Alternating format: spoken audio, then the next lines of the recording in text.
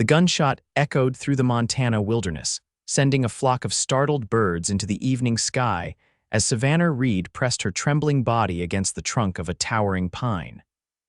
Blood trickled down her arm where the bullet had grazed her, but she dared not stop to tend the wound. They would be coming for her, and the sun was already setting behind the jagged mountain peaks of the Bitterroot Valley. It was 1878, and Savannah had run farther than she'd ever imagined possible from St. Louis to this remote stretch of Montana territory. Her once fine dress was torn and mudded, her boots worn thin from weeks of desperate travel. The stagecoach had left her in the last town, and she'd walked for days, following rumors of work at isolated ranches where questions wouldn't be asked. As darkness descended, rain began to fall.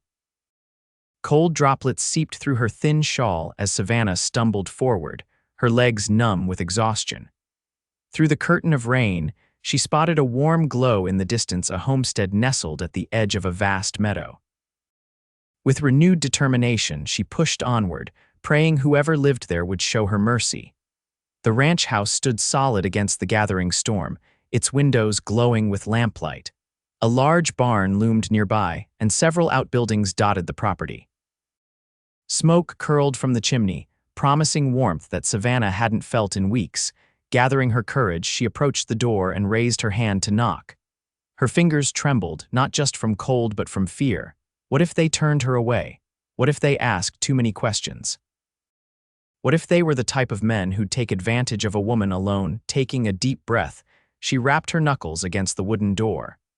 The sound seemed feeble against the growing storm, so she knocked again, harder this time. Heavy footsteps approached from inside. Savannah's heart hammered in her chest as the door swung open to reveal a tall man silhouetted against the light. His broad shoulders filled the doorframe, a shotgun held casually in one hand. "What business you got here?" His voice was deep, with a slight drawl that spoke of southern roots. "Please, sir," Savannah said, her voice breaking. "I'm looking for work, any work. I can cook, clean, mend clothes. I'm stronger than I look." She was shivering now, partly from cold, partly from fear. "I'll work harder than anyone you've ever hired, I swear it." The man stepped forward, and firelight from inside illuminated his features. He was younger than she'd expected, perhaps 30, with a weathered face that spoke of years under the harsh western sun. His eyes, a startling blue beneath dark brows, studied her with suspicion. "You're bleeding," he said, nodding toward her arm. Savannah glanced down, suddenly remembering the wound. "It's nothing." The man's gaze swept past her into the darkness, as if expecting others to materialize from the shadows. "You running from something." "Everyone's running from something out here, aren't they?" she countered, surprised by her own boldness. A flicker of something amusement perhaps crossed his face. He lowered the shotgun. "You got a name, Savannah Reed."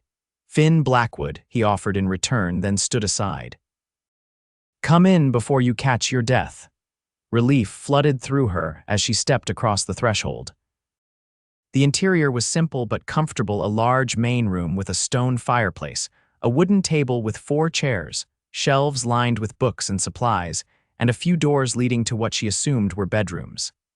"Sit," Finn commanded, gesturing toward a chair near the fire. He set the shotgun in a rack by the door and moved to a cabinet, retrieving a bottle and some clean cloth. Savannah sank gratefully into the chair, the warmth of the fire beginning to thaw her frozen limbs. She watched as Finn poured amber liquid onto a cloth. "This'll sting," he warned, kneeling beside her. With unexpected gentleness, he cleaned the wound on her arm. Savannah bit her lip to keep from crying out. "It's shallow," he said after examining it. "Won't need stitching." "Thank you," she whispered. Finn wrapped a clean bandage around her arm, then stood and moved to the stove in the corner. He ladled stew from a pot into a bowl and placed it before her, along with a chunk of bread. "Eat," he said. "Then we'll talk about this work you're so desperate for." Savannah didn't need to be told twice. She ate quickly, trying to maintain some semblance of manners despite her ravenous hunger. Finn sat across from her, watching with those penetrating blue eyes. When she'd finished, he refilled her bowl without asking. "So," he said as she continued eating, "what brings a woman like you to my door in the middle of a storm, bleeding and begging for work?" Savannah set down her spoon. I told you, I need employment. There are towns with proper employment for women, respectable boarding houses. This is 20 miles from anywhere. Those places ask questions, she said quietly, and they want references. Finn leaned back in his chair, studying her. And you don't have any, no, the law after you. Savannah met his gaze steadily, not the law. He nodded slowly, as if her answer confirmed something. I run cattle on 5,000 acres, got 3 hands who bunk in the bunkhouse. Cook left 2 weeks ago, headed to California with gold fever. Been managing, but it ain't ideal. Hope fluttered in Savannah's chest. I can cook and clean. Whatever you need. You'll have your own room, Finn continued. Off the kitchen, pay is $15 a month plus room and board. It was more than she dared hope for. I accept one condition, Finn said, his expression serious. No more begging, not here. You work hard, you earn your keep, but you'll never beg again, not on my ranch. Something in his tone made Savannah's throat tighten. It wasn't cruelty or condescension, but a fierce sort of dignity that he seemed determined to extend to her. I understand, she said. Finn nodded once, the matter settled. You can start tomorrow. Tonight you rest. He showed her to a small but clean room off the kitchen. It had a narrow bed with a patchwork quilt, a washstand, and a small chest of drawers. Bathrooms out back, he explained. There's a pump in the kitchen for water. Extra blankets in the chest if you need them. Savannah stood in the middle of the room, overwhelmed by the sudden turn of events. Mr. Blackwood, she said as he turned to leave. Thank you, he paused in the doorway. Finn, he corrected. And you're welcome. Get some sleep, Savannah. Dawn comes early on a ranch. With that, he closed the door, leaving her alone in the first safe space she'd found in months. Savannah sank onto the bed, her exhaustion finally catching up with her. As she lay down, the sound of rain against the window pane created a soothing rhythm. For the first time in a long while, she allowed herself to hope that perhaps she had outrun her past. Perhaps here, in this remote corner of Montana, she might find more than just refuge. She might find a new beginning. Dawn arrived with soft golden light filtering through the small window of Savannah's room. For a moment, she lay disoriented, unsure of where she was. Then the events of the previous night came rushing back: the storm, the ranch, the taciturn rancher who had taken her in. She rose quickly, washing her face in the basin and pinning her dark hair into a simple bun. Her dress was still damp and dirty, but it was all she had. Squaring her shoulders, she stepped into the kitchen, determined to prove her worth from the very first day. To her surprise, Finn was already there, stoking the fire in the cast iron stove. He glanced up as she entered.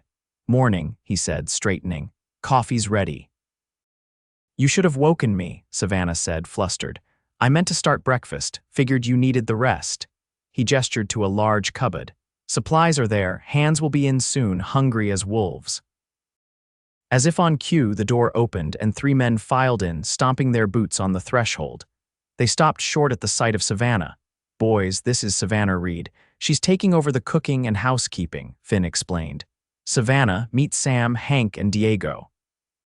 The men nodded politely, though curiosity was evident in their expressions. Sam was the oldest, with graying hair and a weathered face. Hank was a burly man with a thick beard, while Diego was younger, with quick dark eyes and a ready smile. Madam, Sam said, touching his hat. Welcome to Blackwood Ranch. Thank you, Savannah replied, already moving toward the cupboard. Breakfast will be ready soon. The men settled at the table while Savannah quickly assessed the available supplies. She found flour, bacon, eggs, and a tin of baking powder. Within minutes, she had bacon sizzling in a skillet and biscuit dough prepared. As she worked, she listened to the men's conversation, gathering information about her new home. Ridge fence still needs mending, Hank was saying. Found another calf with wolf marks yesterday. We'll ride out after breakfast, Finn decided. Diego, you check the south pasture. Sam, you and Hank come with me to the ridge. They discussed cattle counts, water sources, and concerns about a dry summer ahead. Savannah served up plates of bacon, eggs, and fresh biscuits, earning appreciative nods from the men. Been a while since we had proper biscuits, Sam commented after his first bite. Madam's got a talent, Diego agreed, reaching for another. Finn ate silently, but Savannah caught him watching her as she moved about the kitchen. When the meal was finished, the men rose to begin their day's work. "Anything particular you need from me today?" Savannah asked Finn as the others filed out. "Cupboards need organizing. Garden out back needs tending if you're up to it, otherwise make yourself at home." He paused, then added, "There's a trunk in the storage room with some women's clothes. Previous cook left them, might fit you." Savannah nodded gratefully. "I'll see to it all." After the men rode out, Savannah spent the morning exploring her new domain. The house was larger than it had appeared the previous night. 4 bedrooms, 1 Finn's, 1 hers, and 2 that appeared unused, the main living area, kitchen, and a small study filled with books and maps. In the storage room, she found the trunk Finn had mentioned. Inside were several serviceable dresses, undergarments, and even a pair of boots that fit her reasonably well. She changed gratefully, relishing the feel of clean, dry clothing against her skin. The garden behind the house had been neglected, but wasn't beyond saving. Savannah spent hours weeding and tending the vegetables that struggled amid the encroaching wilderness. By midday, she had reclaimed nearly half the plot and harvested enough to supplement dinner. As she worked, she kept a watchful eye on the distant ridgeline, half expecting to see riders appearing.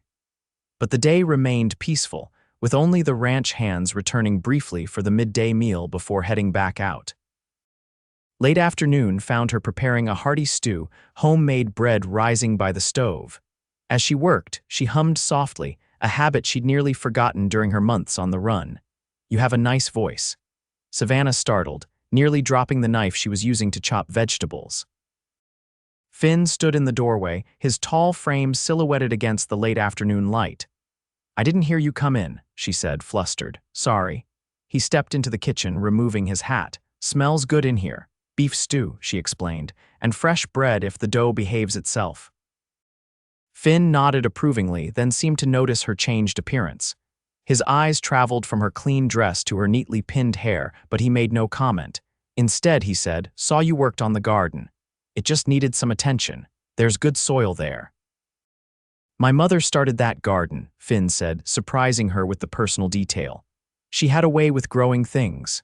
"Had?" Savannah asked gently. "She passed 5 years ago, influenza." "I'm sorry," Finn shrugged, clearly uncomfortable with sympathy. "It happens out here." He turned to leave, then paused. "Savannah?" "Yes. That wound on your arm, was it a bullet?" Savannah's hand stilled. "Yes. Who's hunting you?" She met his gaze steadily. "Does it matter? Might if they show up at my ranch." Fair enough, she thought. "My late husband's brother," she said finally. "He believes I have something that belongs to him." "Does he have reason to think you'd come this way?" "No, I've been careful." Finn studied her for a long moment, then nodded. "Keep the kitchen door locked at night." With that, he left, and Savannah released the breath she'd been holding. She hadn't told him everything, not about Frederick's gambling debts, or how his brother Wallace had suggested she could work off what was owed, or about the ledger she'd taken when she fled, documenting the brothers' illegal dealings with corrupt officials in St. Louis. But she'd told him enough. And he hadn't sent her away. The days fell into a rhythm at Blackwood Ranch. Savannah rose before dawn to prepare breakfast for the men, spent her mornings cleaning and baking, tended the garden in the afternoons, and prepared hearty dinners in the evenings. The ranch hands were respectful, even friendly, especially after they discovered her talent for baking pies. Finn remained something of a mystery. He worked from sunrise until well after sunset, often eating quickly before retreating to his study or riding out again to check on distant parts of his property. Yet Savannah often caught him watching her with an unreadable expression, and occasionally he would linger after dinner, sometimes even helping with the dishes, a task she suspected he'd never done before her arrival.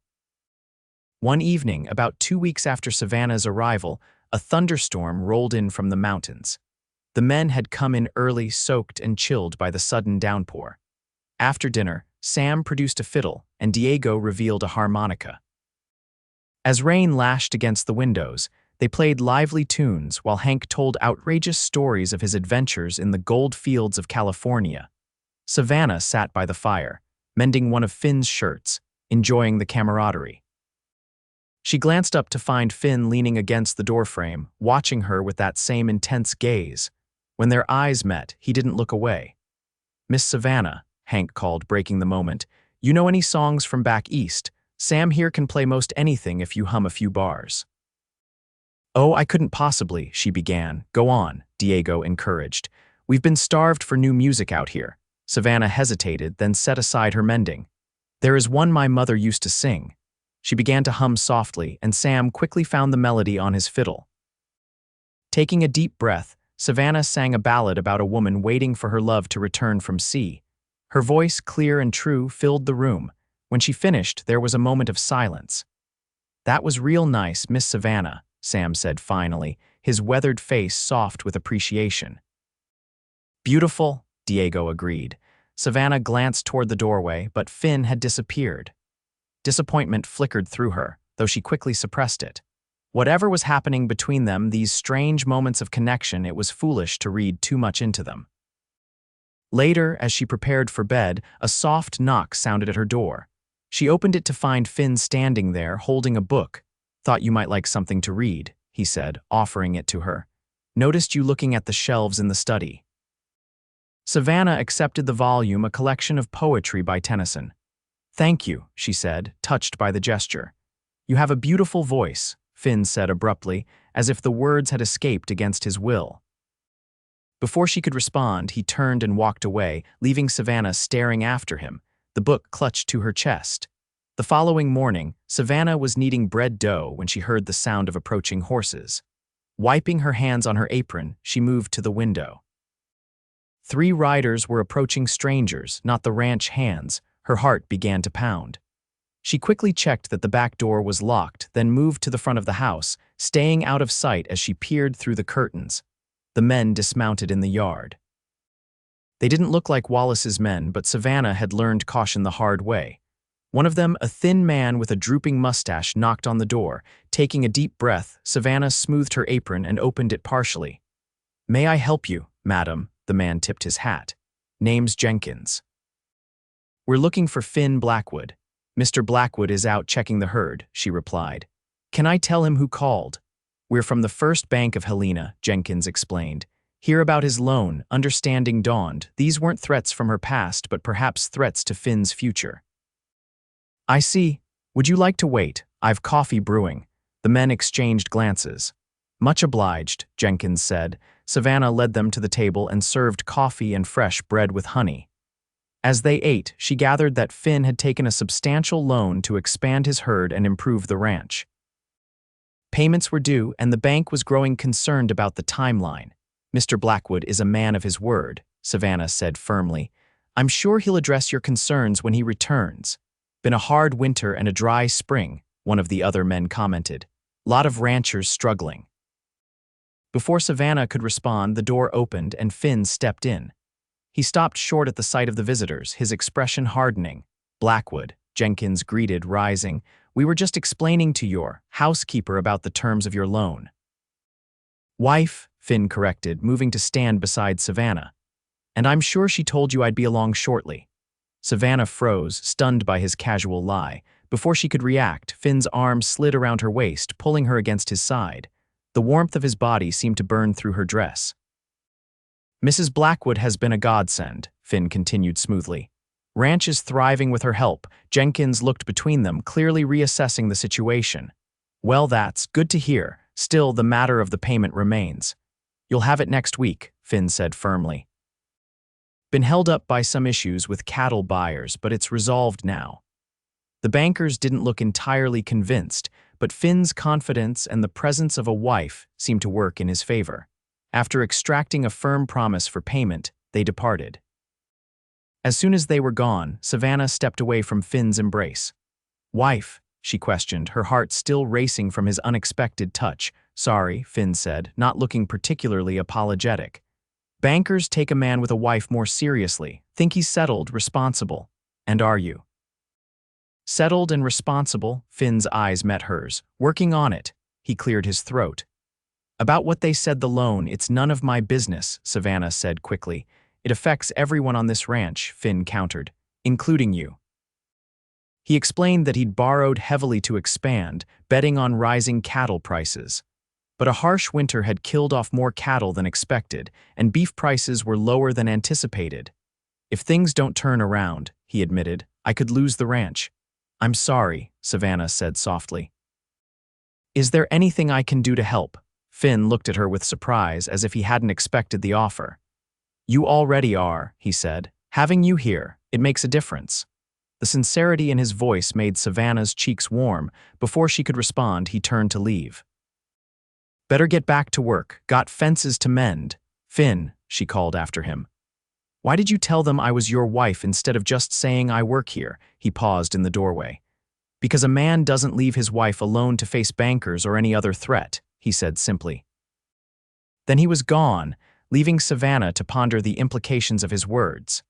That night, unable to sleep, Savannah took the ledger from its hiding place beneath a loose floorboard in her room. The pages were filled with names, dates, and amounts evidence of bribes paid to judges, police officers, and city officials in St. Louis. If she turned this over to federal authorities, Wallace would face prison. But to do so, she would have to return to St. Louis and risk being found by him first. And now, there was Finn to consider. The thought of leaving Blackwood Ranch created an unexpected ache in her chest. In just a few short weeks, this place had begun to feel like home, and its owner had begun to occupy far too many of her thoughts. Savannah replaced the ledger and returned to bed, but sleep remained elusive. Outside her window, an owl called mournfully into the night, a sound both beautiful and haunting, much like the feelings taking root in her heart. Summer unfurled across the Montana landscape, painting the meadows with wildflowers and warming the crisp mountain air. Savannah settled more deeply into life at Blackwood Ranch, her initial wariness gradually giving way to a sense of belonging she'd never experienced before. Her garden flourished under her care, providing fresh vegetables for the table. She'd taken to preserving fruits and vegetables for the coming winter, filling the pantry with jars of pickled beans, canned tomatoes, and preserved peaches traded from a neighboring farm. One sweltering afternoon in late July, as Savannah was hanging laundry on the line behind the house, she spotted Finn returning early from the fields. He rode with the easy grace of a man who'd spent his life in the saddle, his broad shoulders silhouetted against the bright blue sky. The sight of him made her heart quicken in a way that was becoming increasingly familiar. "You're back early," she called as he dismounted. "Thought you might want to see something," he replied, leading his horse to the water trough.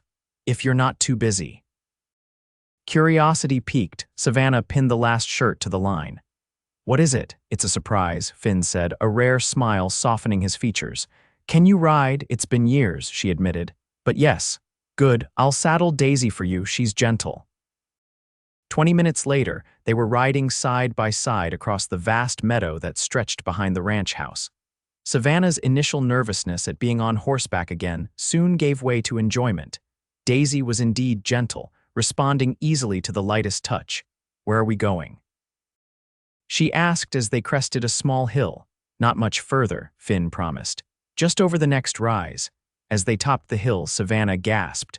Below them, a small lake sparkled in the afternoon sun, its waters a deep, inviting blue. Willows draped their branches along the shoreline, and wildflowers dotted the surrounding grass.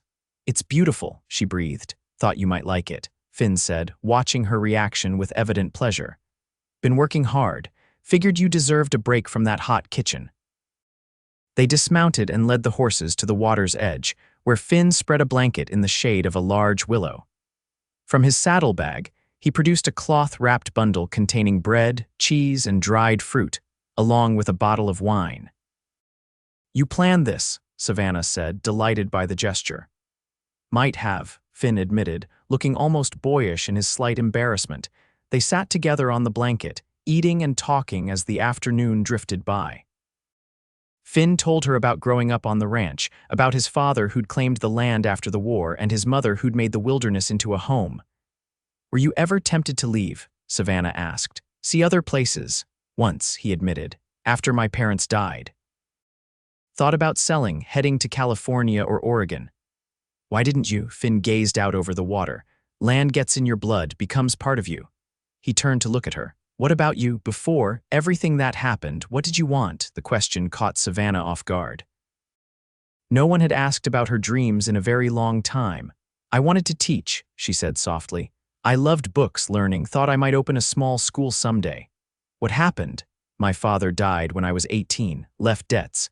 Frederick Reed offered marriage and financial security. She smiled sadly. I was young and frightened. He seemed kind at first.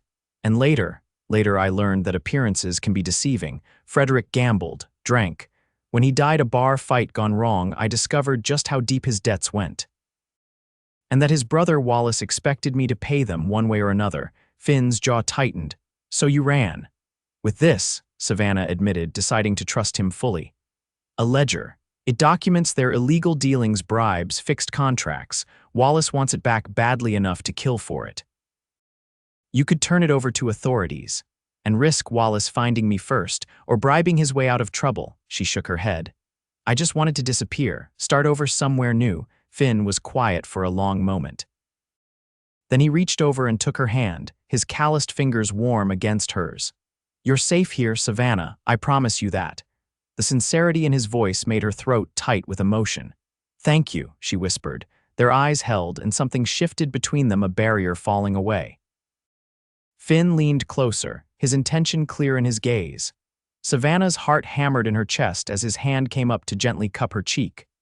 Savannah, he murmured, his voice rough with feeling.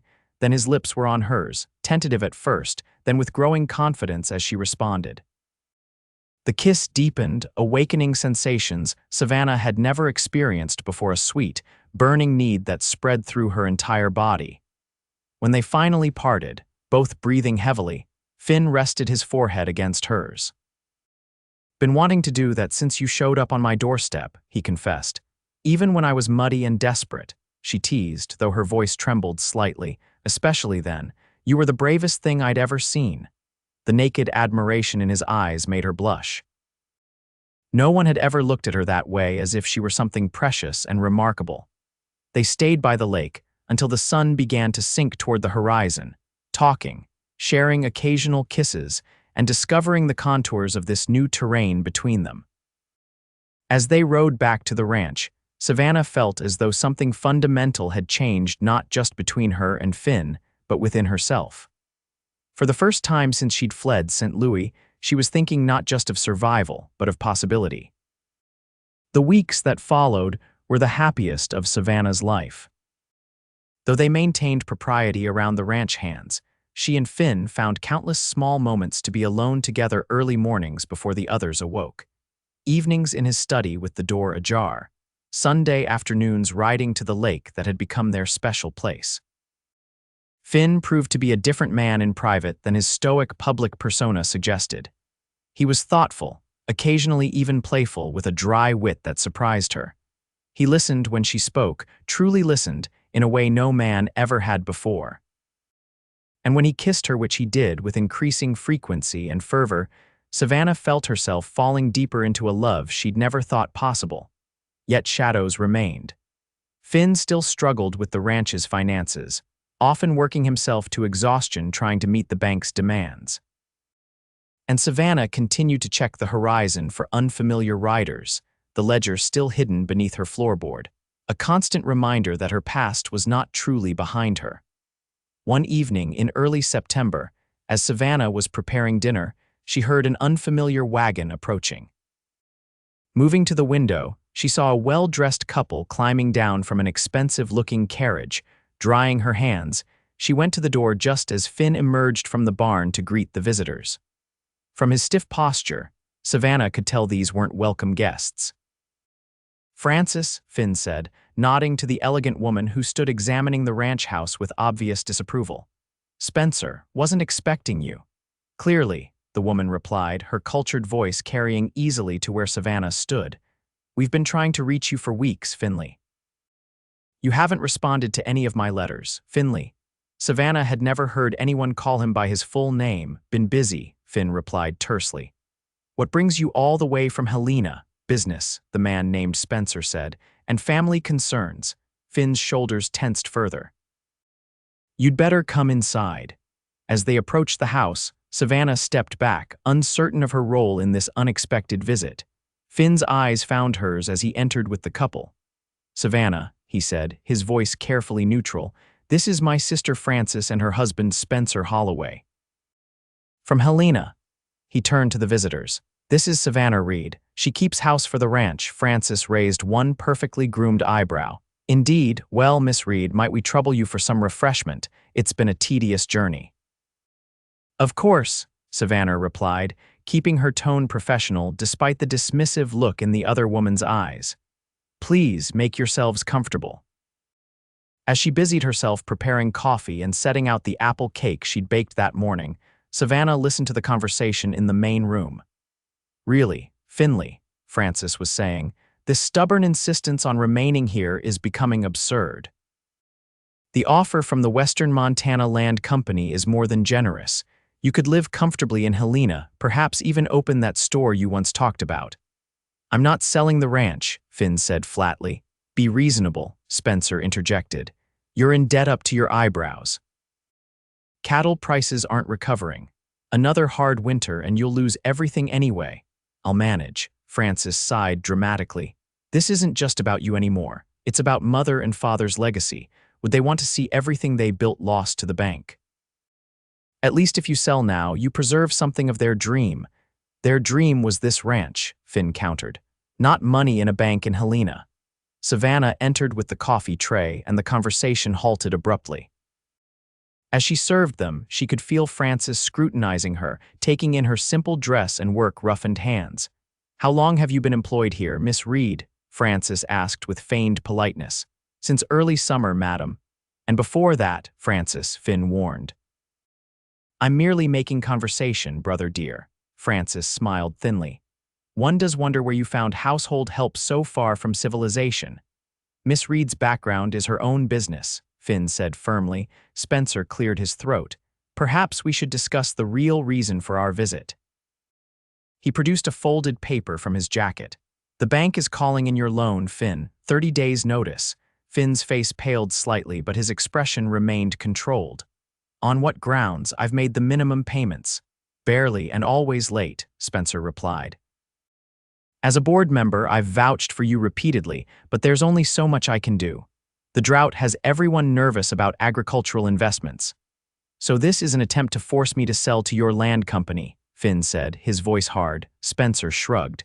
"It's a fortunate coincidence. Their offer stands $20,000, more than enough to clear your debts and start fresh elsewhere."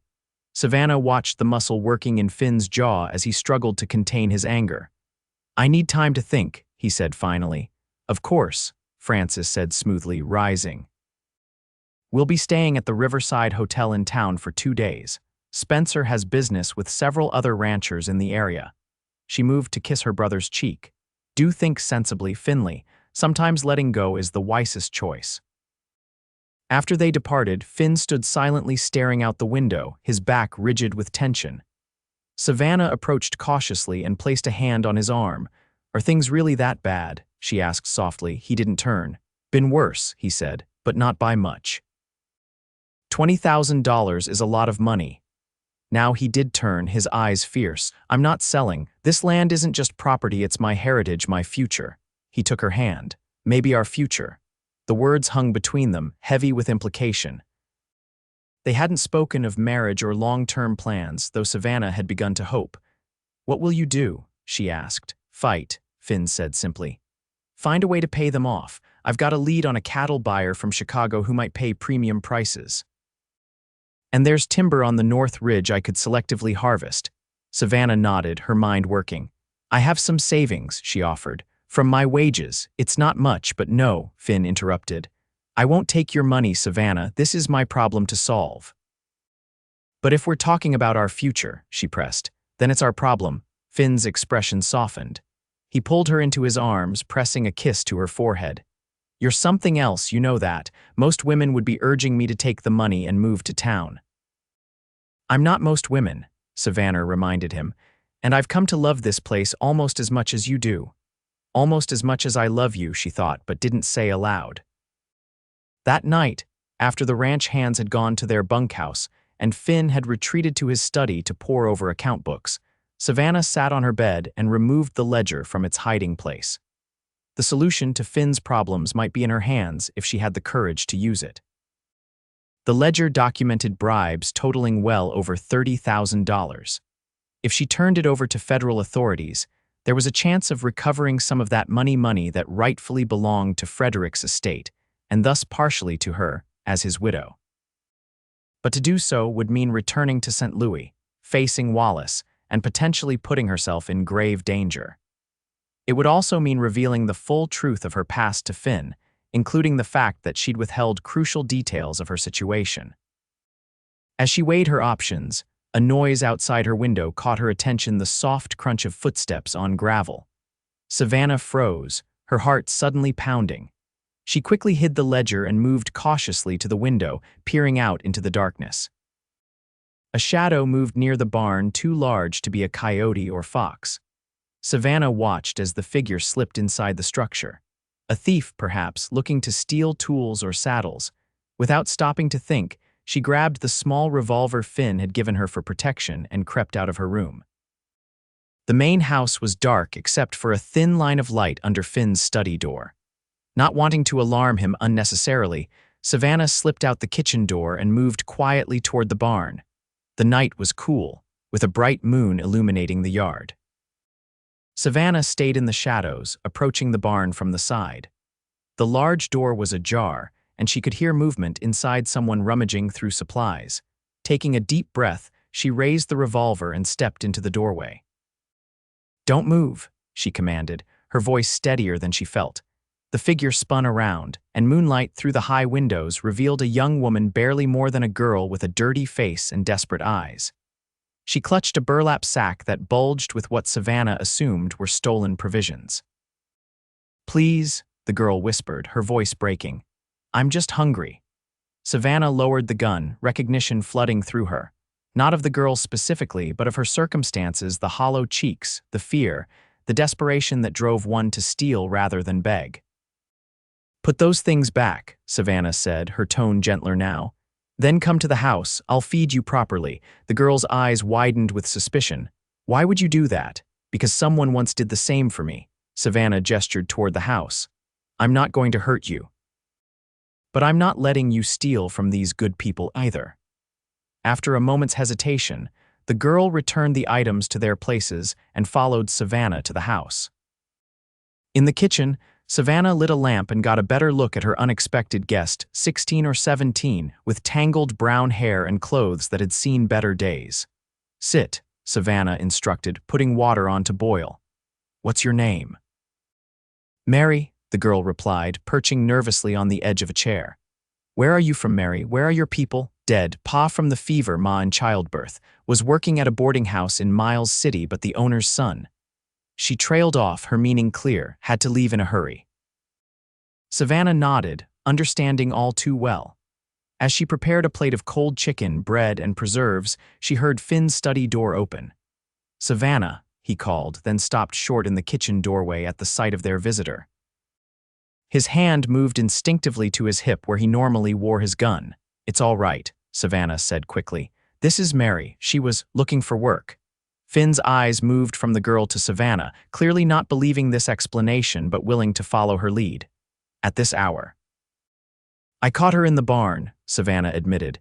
"She's hungry and alone. I thought we could help." Something shifted in Finn's expression, a softening, a recognition. He looked at Mary with new eyes. "Eat," he told her. "Then we'll talk about what happens next." As Mary fell upon the food with barely restrained hunger, Finn drew Savannah aside.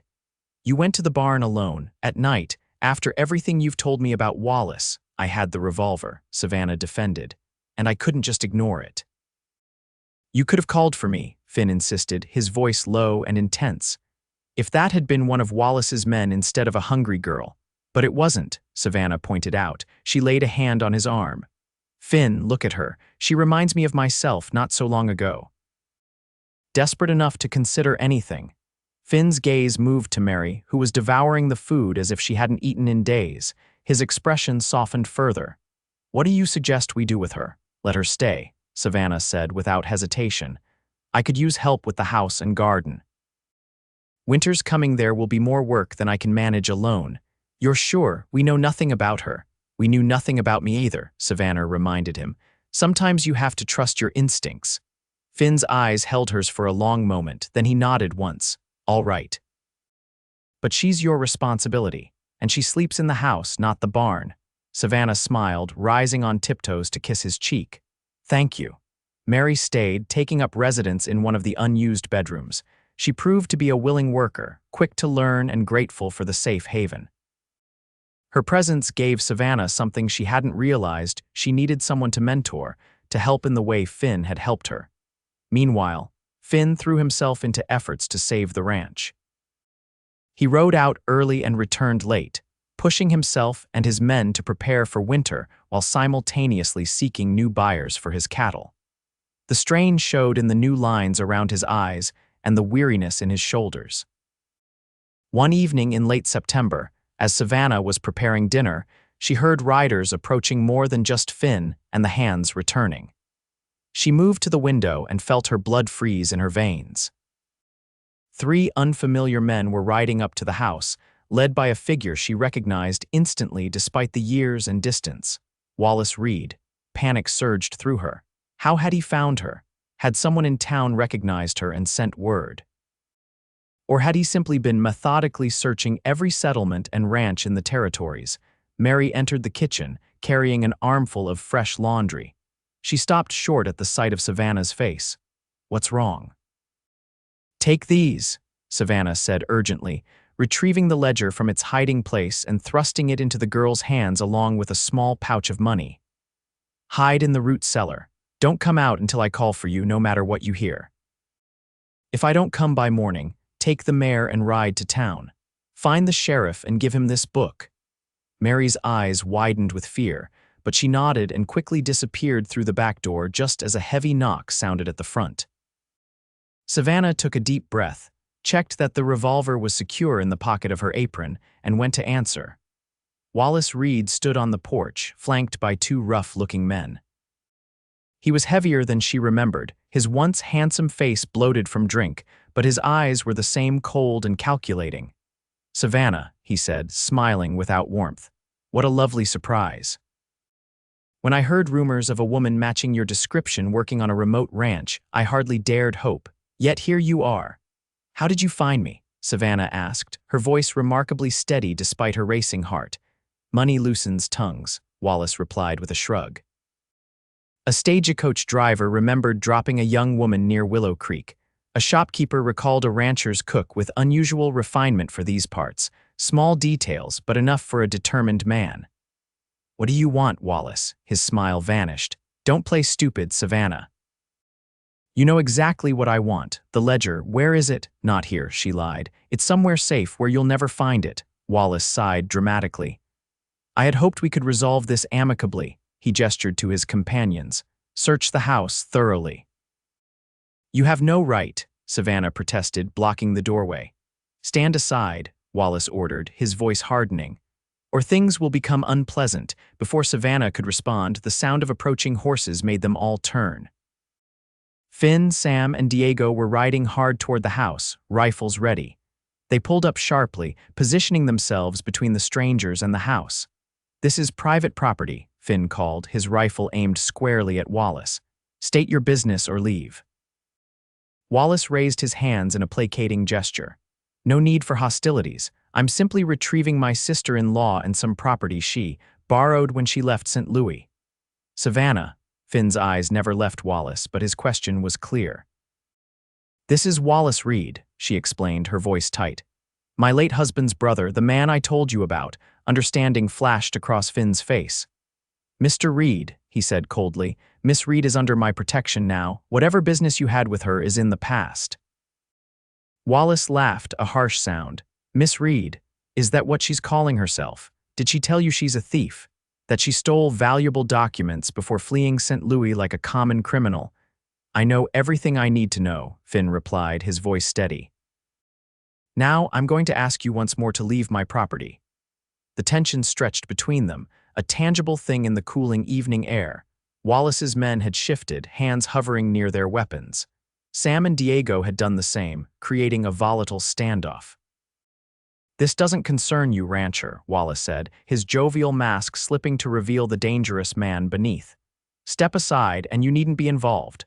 "Savannah concerns me," Finn stated simply, "which makes this my business." Something in his tone made Wallace look between them with new understanding. "I see," he said slowly. "She's worked her charms on you, has she? Well, let me offer some brotherly advice. She's not worth the trouble. Hand her over, along with my property, and we'll be on our way." "Not going to happen," Finn replied. "Last chance to leave peacefully." Wallace's expression hardened. "You're making a mistake." "Wouldn't be my first," Finn said. "Won't be my last." For a moment, Savannah thought Wallace would order his men to attack. Then, surprisingly, he smiled and stepped back. "Very well, we'll depart for now. But this matter isn't settled, Savannah, not by a long shot." He mounted his horse, adding, "We'll be in town if you reconsider, and you should. Men like your rancher friend here, they have a way of getting hurt when they interfere in matters that don't concern them." With that threat hanging in the air, Wallace and his men rode away. No one moved until they had disappeared from sight. Then Finn dismounted quickly and strode to Savannah, pulling her into his arms. "Are you all right?" he asked, his voice rough with concern. "Yes," she said, though she was trembling. "Finn, I'm so sorry. I never meant to bring this danger to your door." "Hush," he said, holding her tighter. "You're safe, that's what matters." Sam cleared his throat. "Want us to follow them? Make sure they're really heading to town?" Finn nodded. "Keep your distance. Just confirm where they're going, then come back. No confrontations." As the men rode out, Finn led Savannah inside. "Where's Mary?" he asked, suddenly noticing the girl's absence. "Root cellar," Savannah explained. "With the ledger, I told her to hide until it was safe." Finn nodded approvingly. "Smart thinking." He guided her to a chair. "Sit. Tell me everything you know about Wallace. What's in that ledger, all of it? We need to figure out our next move." Savannah took a deep breath and began talking, finally unburdening herself of the full story. She explained how Wallace and Frederick had been involved in a scheme to defraud the city of St. Louis through rigged construction contracts and bribes to officials. The ledger documented every payment, every recipient, dates and amounts enough to send Wallace to prison for years. "After Frederick died," she continued, "Wallace expected me to continue their business. When I refused, he suggested other ways I could work off Frederick's gambling debts. I took the ledger and fled that night." Finn's expression darkened with each new detail. "Why didn't you go to the authorities? Wallace has people everywhere in St. Louis, police, judges. I couldn't be sure who to trust. And without Frederick to corroborate, it would be my word against his, a widow with no family, no connections." She shook her head. "I wasn't willing to take that risk." "And now," Finn asked, "Wallace is here. The danger you were running from has found you." Savannah met his gaze steadily. "Now I have something worth fighting for." The simple declaration hung between them, weighted with all they hadn't yet said to each other. Finn reached for her hand, his calloused fingers entwining with hers. "We'll face this together," he promised. "All of us, me, the hands, even young Mary. You're not alone anymore, Savannah." The fierceness of his loyalty made her throat tight with emotion. "Thank you," she whispered. Finn squeezed her hand. "We need a plan. Wallace won't give up easily, especially if that ledger is as damning as you say." "It is," Savannah confirmed, "but it's only valuable if we can get it to someone who can't be bought. A federal marshal, perhaps. There's a U.S. Marshal's office in Helena," Finn said thoughtfully. "Spencer mentioned it once complained about them investigating land deals." "Helena," Savannah repeated. "That's at least a 2-day journey." 3 with the mountain passes, Finn corrected, "but it might be our best option." Before they could discuss further, Mary appeared in the doorway, the ledger clutched to her chest. "Is it safe?" she asked tentatively. "For now," Savannah assured her, beckoning the girl forward. "You did well, Mary, thank you." That night, after Mary had gone to bed, Finn and Savannah remained at the kitchen table, finalizing their plan. Sam and Diego had returned, confirming that Wallace and his men had taken rooms at the town's only hotel. "Here's what we'll do," Finn decided. "Tomorrow morning, Sam will ride for Helena with the ledger. As a ranch hand, he won't draw attention the way you or I would. Diego and Hank will stay here to protect the ranch and Mary. You and I will go into town." "Into town," Savannah echoed, alarmed. Why would we go toward Wallace? Because he'll be watching the roads out of town, expecting you to run, Finn explained. If he sees us in town conducting normal business, he'll assume the ledger is still here at the ranch. It gives Sam a better chance of getting through unnoticed. Savannah wasn't entirely convinced, but she trusted Finn's judgment. What business do we have in town that would seem normal? A slow smile spread across Finn's face. Well, I was thinking we might visit the preacher. The preacher, Savannah repeated, confused. Why would we? She stopped as understanding dawned. Oh, Finn took her hand across the table. Not the most romantic proposal, I know, and if you need more time or if you're not sure, yes, Savannah interrupted, her heart suddenly too full for caution. Yes, I'll marry you, Finn. His smile widened, genuine joy replacing the worry that had lined his face all evening. You're sure, even with all this danger, all these complications?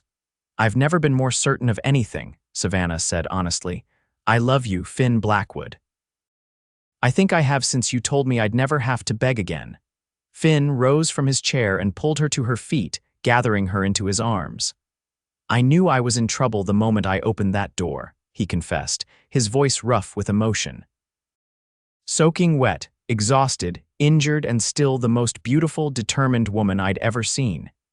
He kissed her then, a kiss full of promise and passion that left Savannah breathless. When they finally parted, Finn pressed his forehead to hers.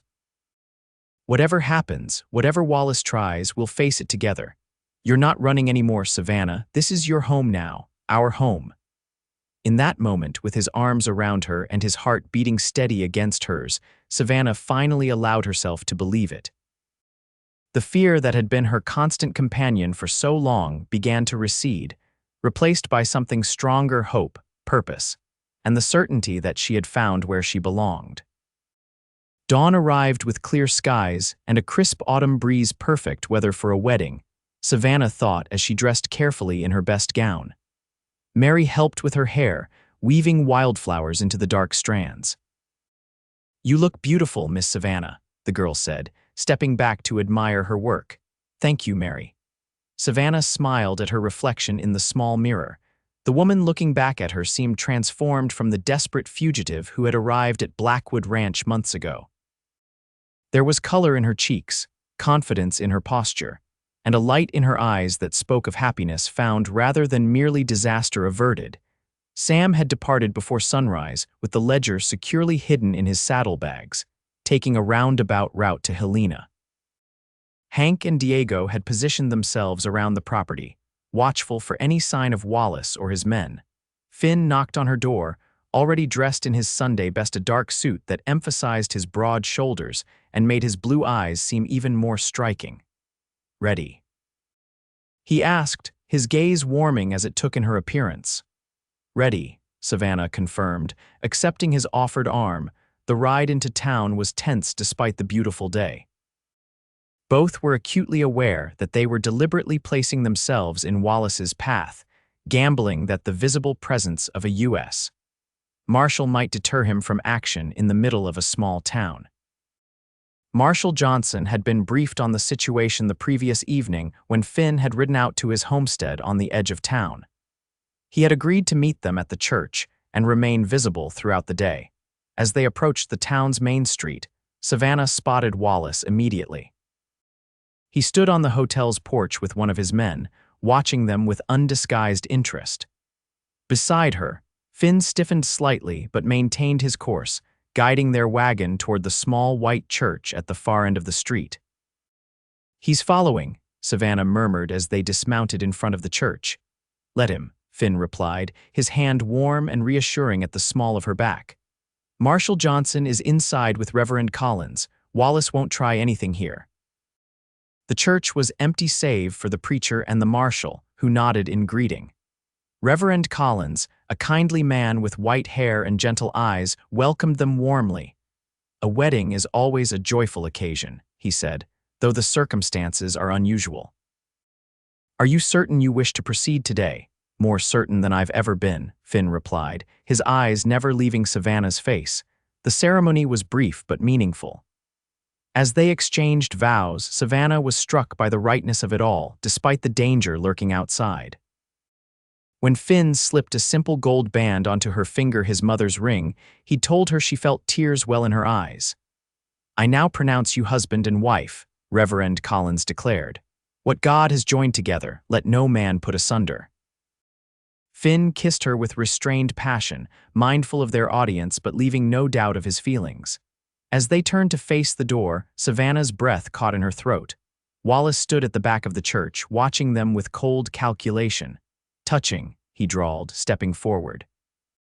"My congratulations to the happy couple." Marshal Johnson moved to stand beside them, his badge prominently displayed. "Mr. Reed," he acknowledged, "I understand you're visiting our town." Wallace's eyes narrowed slightly at the marshal's presence. "Just a family matter," he said smoothly.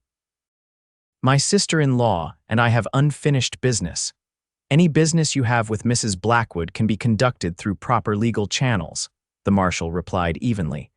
"I'm sure a man of your standing understands the importance of following correct procedures." The implied threat was clear.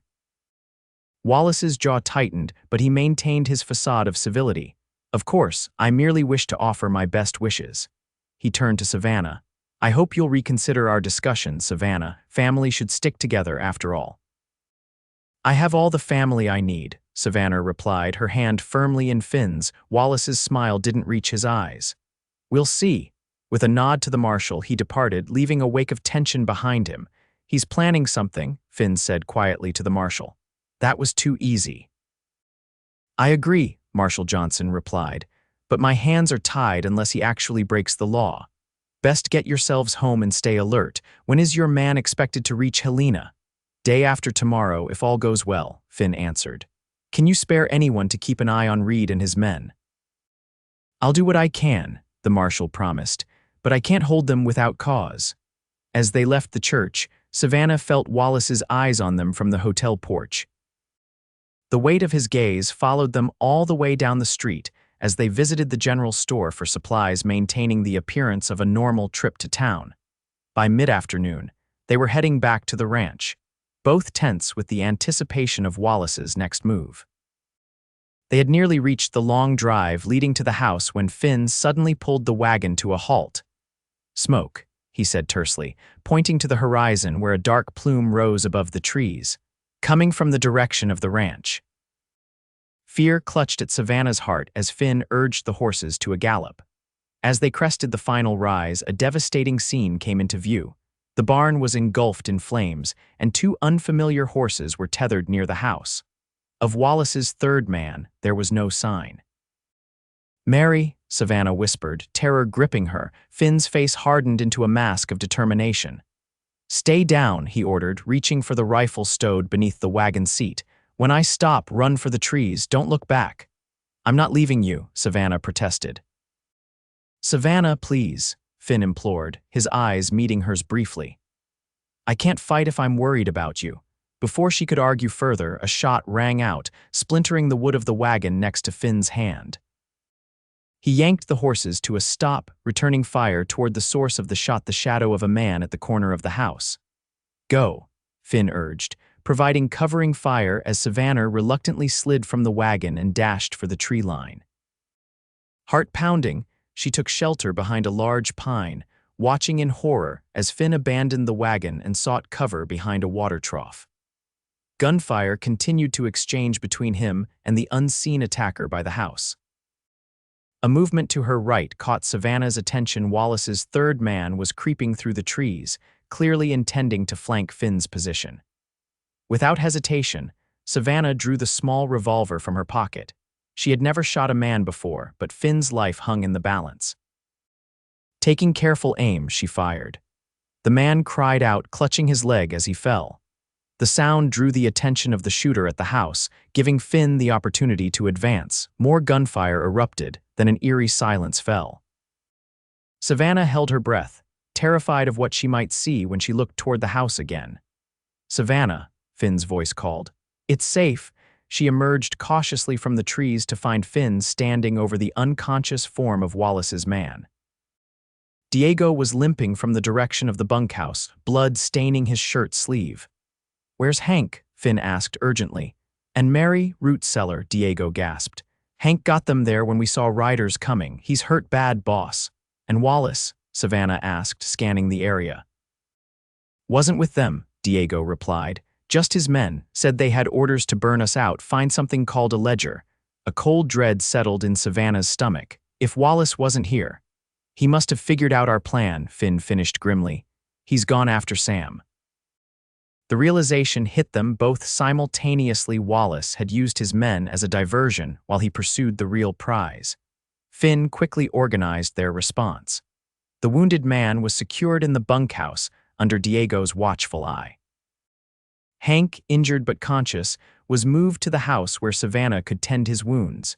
The barn was a lost cause, but fortunately the livestock had been in the pastures. I have to go after Sam, Finn told Savannah as he prepared to depart. Wallace has at least a 2-hour head start. I'm coming with you, Savannah insisted, already gathering provisions.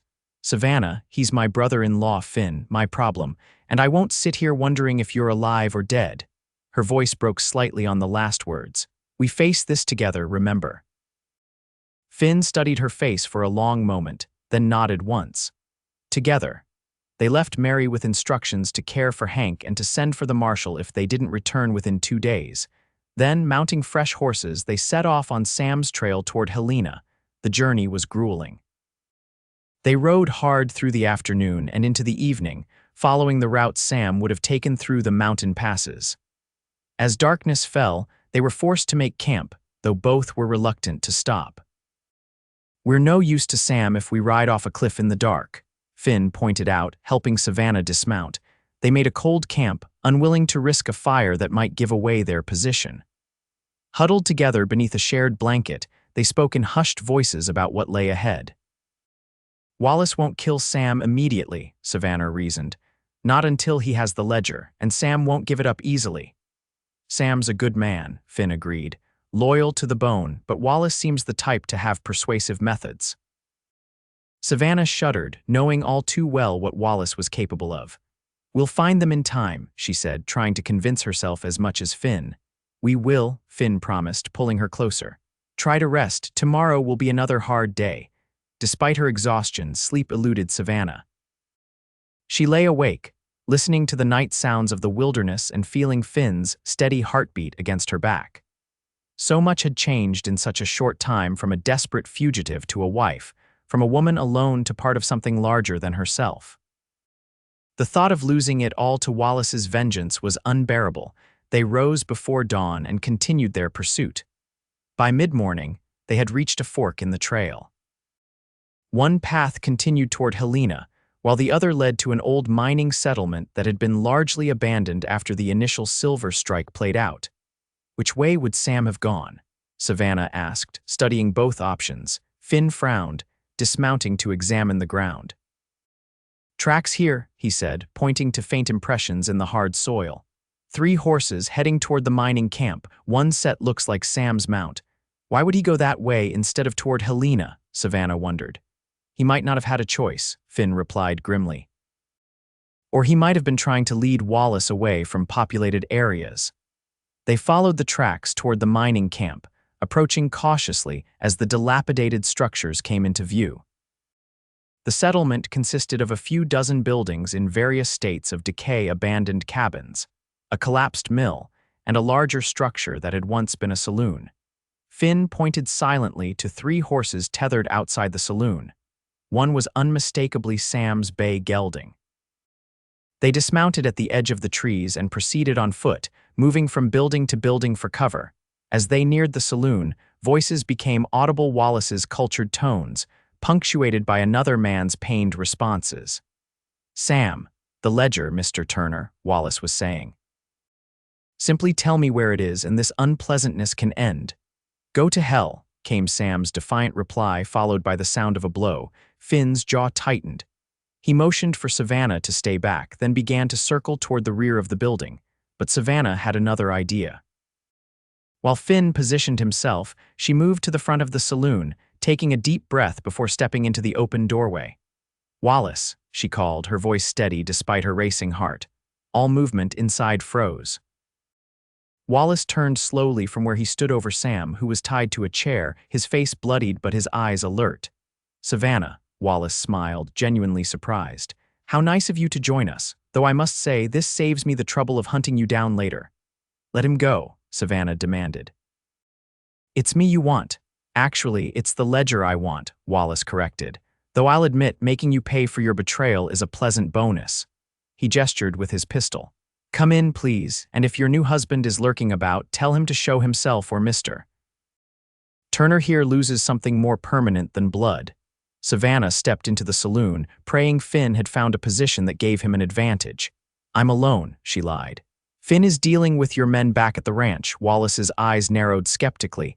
"Somehow I doubt that, Finn." He called loudly. "I know you're out there. You have 10 seconds to show yourself before I put a bullet in your man's knee." The seconds stretched, agonizing in their slowness. Then, to Savannah's dismay, Finn appeared in the doorway, his hands raised to show he was unarmed. "There," Wallace said, satisfied. "Now we can discuss this like civilized people." He gestured for Finn to move beside Savannah. "The ledger, where is it?" "Not here," Finn replied evenly. "Somewhere you'll never find it." Wallace sighed dramatically. "Must we really do this again?" "I've already explained to Mr. Turner the consequences of defiance." He aimed his pistol at Sam's leg. "Perhaps a demonstration will convince you I'm serious." "Wait," Savannah interjected. "The ledger is hidden back at the ranch, that's the truth. Sam was just a decoy to lead you away while we secured it elsewhere." Wallace studied her face, searching for deceit. "An interesting claim, yet you both followed me here rather urgently for people who supposedly have the real prize safely hidden." "We came for Sam," Finn stated. "He's family." Something flickered in Wallace's eyes, surprise, perhaps, at this concept of loyalty. Then his expression hardened again. "A touching sentiment, but it changes nothing. You will take me to this ledger or your family will suffer greatly." "And if we do?" Savannah asked. "What then?" "You'll just let us all go," Wallace smiled thinly. "I'm not unreasonable, Savannah. Bring me the ledger and I'll consider our business concluded. You can keep your rancher and your rustic life out here in the wilderness." "Don't trust him, boss," Sam managed through swollen lips. "He'll kill us all once he has what he wants." "Shut up," Wallace snapped, striking Sam again. The blow pushed Finn's restraint to its breaking point. With a roar of fury, he lunged at Wallace, catching him off guard and knocking the pistol from his hand. The two men crashed to the floor, grappling fiercely. Savannah rushed to Sam, working frantically to untie him while the men fought. Behind her, she heard the sounds of the desperate struggle, grunts of pain, furniture splintering, the dull impact of fists against flesh. As she freed Sam's last bond, a gunshot echoed through the saloon. Savannah froze, her heart stopping for an excruciating moment. Then she turned slowly, terrified of what she might see. Finn stood over Wallace's prone form, the recovered pistol in his hand. Wallace clutched his shoulder, blood seeping between his fingers, his face contorted with pain and rage. "It's over, Wallace," Finn said, his voice deadly calm. "The ledger is on its way to the U.S. Marshal's office in Helena. By tomorrow, every law enforcement agency in the territory will be looking for you." Wallace's face twisted with hatred. "You fool. Do you think a piece of paper will stop me? I have connections, influence." "Not anymore," came a new voice from the doorway. They all turned to see Marshal Johnson standing there, flanked by two deputies and Spencer Holloway. "Spencer," Finn said, clearly shocked by his brother-in-law's presence. Spencer stepped forward, his expression grave. "Francis found a telegram in my office, a response from Wallace asking about your ranch, your financial situation. She was concerned." He looked at Wallace with disgust. "When the marshal told me what was happening, I insisted on coming along." "Perfect timing," Finn commented, lowering the pistol as the deputies moved to secure Wallace. "We caught your ranch hand on the road to Helena," Marshal Johnson explained. "He told us what was happening and where you might have gone. The ledger is safe in my possession now." He looked at Wallace with professional detachment. "Wallace Reed, you're under arrest for kidnapping, assault, arson, and attempted murder. There will likely be additional charges once we examine the contents of the ledger."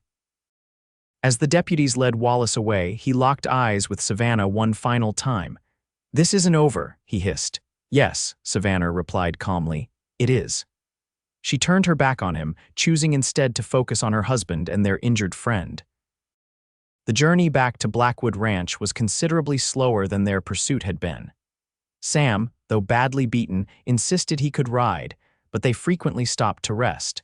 Spencer accompanied them, eager to make amends for his earlier pressure on Finn to sell the ranch.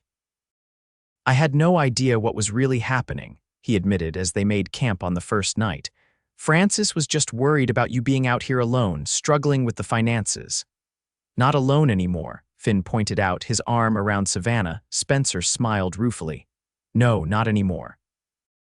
And perhaps not struggling for much longer either. He explained that the marshal had indicated there might be restitution available from Wallace's seized assets, particularly for those named in the ledger as victims of fraud. As Frederick's widow, you have a legitimate claim to a portion of those assets, Spencer told Savannah. It could be substantial. The possibility was both startling and oddly anticlimactic. After everything that had happened, the idea of financial windfall seemed almost trivial. What mattered was that they were safe, Wallace was in custody, and the ranch, their home, was secure. They arrived back at Blackwood Ranch to find Hank recovering well under Mary's diligent care. The barn would need rebuilding, but the house and livestock had been spared. As news of Wallace's arrest spread, neighbors whom Finn had barely interacted with in years appeared with offers of help, lumber, and additional hands for the rebuilding. It's going to be all right, Savannah said one evening as she and Finn stood on the porch, watching the sunset paint the mountains in gold and crimson. Everything's going to be all right. Finn pulled her close, pressing a kiss to her temple.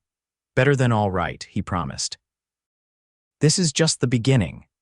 Epilogue: 1 year later, the sound of laughter drifted through the open windows of Blackwood Ranch as Savannah put the finishing touches on a special dinner. The dining table had been moved outside under the big oak tree, decorated with wildflowers and candles for the celebration. So much had changed in a year. The barn had been rebuilt, larger and stronger than before. The ranch was thriving, thanks in part to the restitution funds that had allowed Finn to pay off the bank loan and invest in breeding stock. But the most significant changes were in the people themselves. Mary, no longer the frightened girl who had tried to steal from their barn, was now a confident young woman who helped run the household and had started teaching at the small school Savannah had established for the children of neighboring ranches. Sam, Diego, and Hank remained loyal hands, but they were now also partners in the ranch, each with a small ownership stake that Finn had insisted on after their unwavering support during the crisis with Wallace. Wallace himself was serving a lengthy prison sentence in a federal penitentiary, his empire of corruption dismantled by the evidence in the ledger. The newspapers had called it one of the most significant fraud cases in territorial history. And then there was the newest addition to Blackwood Ranch, Elizabeth Frances Blackwood, 3 months old and the light of her parents' lives. She lay sleeping in her cradle nearby as Savannah prepared the feast, occasionally stirring but content in the safety of her home. Finn entered the kitchen, freshly cleaned up from his day's work, and wrapped his arms around Savannah from behind. "Need any help?" he murmured, pressing a kiss to the sensitive spot below her ear. "Not if you're going to distract me like that," Savannah laughed, turning in his embrace to face him. "Our guests will be here soon." "Let them wait," Finn suggested, his blue eyes warm with desire as they roamed her face. "Finn Blackwood," she scolded playfully, "you are incorrigible." "Only with you," he replied, stealing a quick kiss before releasing her. "Always only with you." Their guests began arriving as the sun dipped toward the horizon. Francis and Spencer, the marshal and his wife, Sam's sister and her family, other neighbors and friends who had become part of their extended ranch family over the past year. As they gathered around the long table, Finn stood to offer a toast. "A year ago today," he began, his gaze finding Savannah's, "the most extraordinary woman I've ever known knocked on my door begging for work." His voice softened. "I told her she'd never beg again. What I didn't know then was how much she would give me in return: purpose, family, love." He raised his glass. To Savannah, my wife, my heart, and to all of you who have become part of our family. To family, the guests echoed, raising their glasses. Later, as stars appeared in the velvet sky and lanterns cast a golden glow over the celebration, Finn and Savannah slipped away for a moment alone. They stood by the garden Savannah had nurtured to lush productivity, their daughter cradled in Finn's strong arms. Happy. He asked, studying her face in the moonlight. Completely, Savannah answered honestly. I never imagined this was possible, this kind of happiness, this sense of belonging. I always knew it was possible, Finn said. From the moment you stood on my porch, soaking wet and still the proudest woman I'd ever seen, I knew you were meant to be here. Savannah smiled, remembering that desperate night that now seemed like a lifetime ago. You saved me, she said softly. Finn shook his head. No, love. You saved yourself. You had the courage to leave, to start again, to fight for what mattered. He glanced down at their sleeping daughter. You saved all of us. In the distance, music from the celebration drifted on the night air. The sound of their friends and family laughing, the solid presence of the home they had built together, the promise of all the years stretching before them, it was everything Savannah had never dared to dream of, and everything she now knew she would fight to protect. She leaned against her husband's strong shoulder, their daughter nestled between them, and knew with absolute certainty that she had found her place in the world. No more running, no more fear. Just this man, this child, this home. This love that had begun with a desperate knock on a door and words that had changed her life forever. You'll never beg again.